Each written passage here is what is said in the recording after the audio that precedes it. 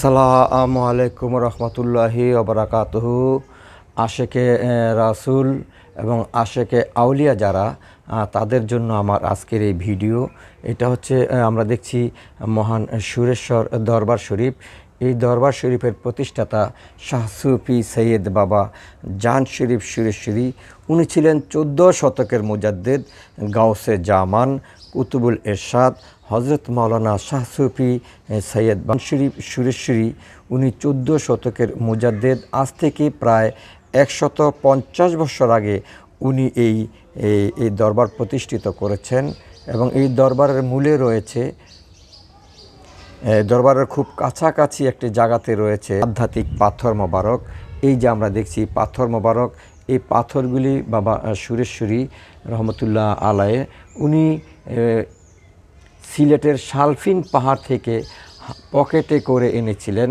পকেটে করে এনে উনি এই দরবার শরীফের সামনে তার যেই গুণ এবং কেরামত, আল্লাহর ওলিরা যে সত্য, তাদের সাথে যে আল্লাহ জড়িত আছেন, আল্লাহর সাথে তাদের সম্পর্ক আছেন, সেই প্রমাণ উনি এই কেরামতের মাধ্যমে সুরেশ্বর দরবার রেখে গিয়েছেন। এবং এই দরবারের খুব কাছাকাছি এলাকাতেই খুব কাছাকাছি আমরা দেখছি পদ্মা নদী। এই নদীটির হচ্ছে সুরেশ্বর দরবারের খুব কাছাকাছি, একেবারে দরবারের সাথে মিশে, এই যে আমরা দেখছি এই দরবারের সাথে মিশে আছেন এই পদ্মা নদী।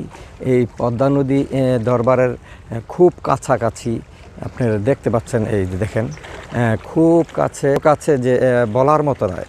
প্রতিনিয়তই পদ্মা নদীর সাথে সুরেশ্বর দরবারের রওজার সাথে মিলন হচ্ছে। আর আমরা এখন দেখছি পদ্মা নদী সুরেশ্বর দরবারের খুব কাছাকাছি। এবং এই সুরেশ্বর দরবার জান শরীফ শাহ সুরেশ্বরী হুজুরি কেবলায় কাবার নাতি, যার নাম ছিলেন শাহ সুফি সৈয়দ বাবা জালাল নুরি আফি আনহুর রজা শরীফ। এইটা তো একেবারে পদ্মা নদী ঘিসে আছেন, নদীর মাঝখানে আপনারা দেখতে পাচ্ছেন। এই দেখেন, ঠিক নদীর মাঝখানে, এই পদ্মা নদীর মাঝখানে হচ্ছেন শাহ সুফি সৈয়দ বাবা জালাল নুরি আফি আনহুর রজা শরীফ। এই হচ্ছে সুরেশ্বর দরবারের প্রধান গেট, প্রথম গেট আমরা দেখছি। এবং সুরেশ্বর দরবারের এই যে আপনারা যে এখন যে জায়গাগুলি দেখছেন, উরুষের সময় এই জায়গার কানায় কানায় পরিপূর্ণ হয়ে যায় এবং আশেক ভক্তদের মিলন মেলায় পরিণত হয়। বাংলাদেশ, ভারত এবং পাকিস্তান, বিভিন্ন দেশ থেকে আশেক ভক্তরা ছুটে আছেন তার মুর্শিদ কেবলার দরবারে। দরবার শরীফ,